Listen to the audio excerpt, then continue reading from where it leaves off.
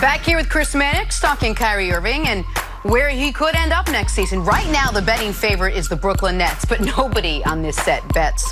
There is a path now for Kyrie to come to Brooklyn with some help. Brooklyn made a trade yesterday, sending away Allen Crabbe, giving them the ability to create 2 max salary slots this summer.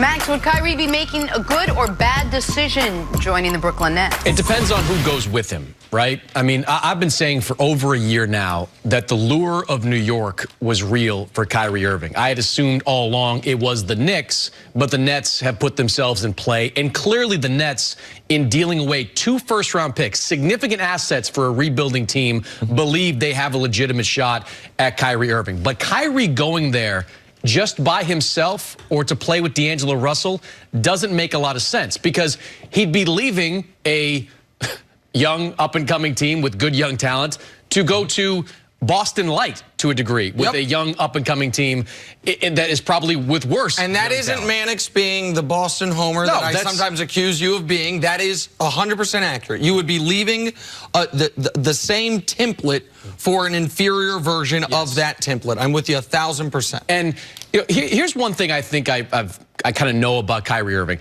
Kyrie would love to recreate the dynamic he had in Cleveland. Maybe not the roster or even with LeBron, but he wants the dynamic. Kyrie spent his formative years just basically sleepwalking through the regular season. It was like, you know, we don't care. We'll get to the playoffs. We're really talented. It was LeBron's kind of attitude towards the regular season. He got to Boston and he played for a coach in Brad Stevens that was incredibly process-oriented. They were in conflict.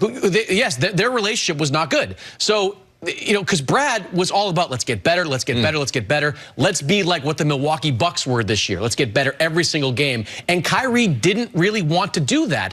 I don't know where Kyrie can recreate that. Maybe if he goes to New York and they get Anthony Davis via trade and they get Kevin Durant to sign there. But if he goes to the Nets, he's playing for like Brad Stevens light in Kenny Atkinson there, who is another player development-centric guy who's process-oriented. I just don't know.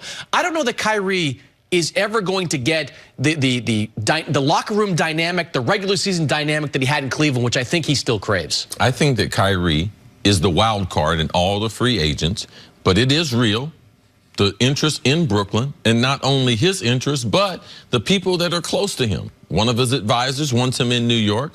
His dad potentially wants him with the Nets. That's been known for a long, long time. And I have a source that tells me that Kyrie is trying to pursue Kevin Durant. Now, it's not going to work, but he has reached out to them and tried to persuade him, and then that was validated, the information I had, based on what they did yesterday. So this is, now I'll pull the curtain back a little bit.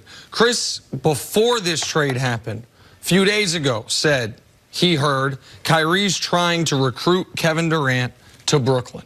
And I said to you, I said, well, that's good for Kyrie, but I guess Kyrie doesn't know the salary cap the way I know the salary cap, because that ain't going to work. And then I saw this Woj bomb yesterday, and I saw Brooklyn that has been trying to dig their way out of pick hell that from the trade with your guy Danny Ainge, finally got out of it, and then just say, pick, go ahead, take it away, because we want cap space. And I immediately hit you up, and I said, okay, now, maybe we're on to something here where Kyrie is trying to, we've talked about Kevin Durant setting up his business empire out here, wanting the East Coast hub in conflict, or not in conflict, but comparison to LeBron's West Coast hub. Man, Brooklyn and Barclays and MSG are just a bridge away. So wherever your business is set up in Manhattan, you can still play, obviously, for the Nets. Now, that does not mean he'll be successful. And I don't think, tell me if you think I'm wrong, see, the Knicks are overly concerned that Kyrie's going to be able to convince Kevin Durant to join him in Brooklyn, but Brooklyn is laying the foundation to where they can have Kyrie and still keep D'Angelo, or have Kyrie let D'Angelo go and bring in another player. And let's be fair to KD. KD is trying to concentrate on his body, trying to get back into this NBA final, and he's given Kyrie no indication that that's what he wants to do. Right now, if you're betting, you should bet Kyrie's going to go to Brooklyn, but you should be betting KD is going to go to the Knicks. What does Brooklyn offer that the Knicks don't? Infrastructure, for starters. I mean, look, they have the foundation of a team that, if you add Kyrie Irving to it, could take a step forward. Now, I don't know how big that step forward is.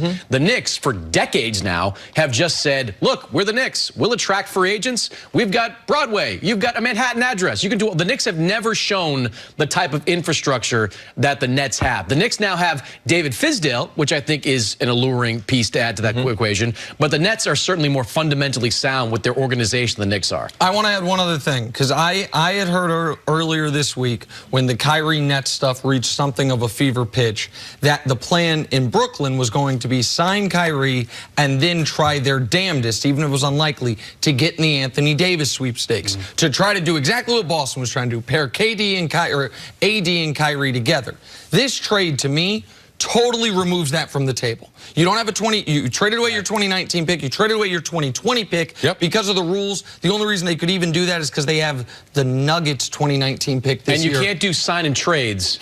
There's a lot of complicating factors. They don't have the assets, and now they've traded away their picks. And there's no way you can get Anthony Davis to commit long term. And so for all these reasons, the Nets, if they were hoping to pair Kyrie and Anthony Davis via signing Kyrie and trading for Anthony Davis, that's now gone. It's Kyrie and D'Angelo, their hope of Kyrie and KD. Kyrie and Jimmy Butler, I think, is a very real possibility depending on what happens there. All those things are there. One last point. There is one place Kyrie could go and recreate the exact situation you're talking about with the exact guy. He had it with the first time, but he'd have to cross the country. Just real quick, the team that's out there on the island is the Knicks right now, because the Nets, if they wind up with Kyrie and even Tobias Harris, who I think is pretty much high on their radar as well, if they wind up with those two guys, it's worth dealing those 2 first-round picks. The Knicks traded Kristaps Porzingis to clear this cap space. And I don't want to hear any more about Porzingis didn't want to be there, was going to sign a 1-year contract. That's spin. They traded away a franchise cornerstone in his early 20s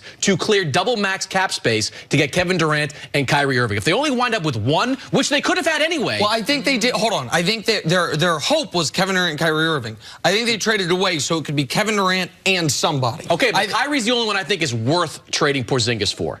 I think if they get KD and Kemba, I think it'd be well worth it. That's debatable. I mean, Kemba's 29, 30 years old. Well, if we had more time, we'd debate it. Okay. You'd lose. Can't debate it because of the commercials that have to happen soon. Mannix, we'll see you later in the show. Coming up, why are the Warriors so confident being down 2-1? Hear it from Steve Kerr next on First Things First. Time for commercials. They're going to happen right now. Why would Kyrie want to leave Aaron Baines? Oh, my God. You are the worst person we have.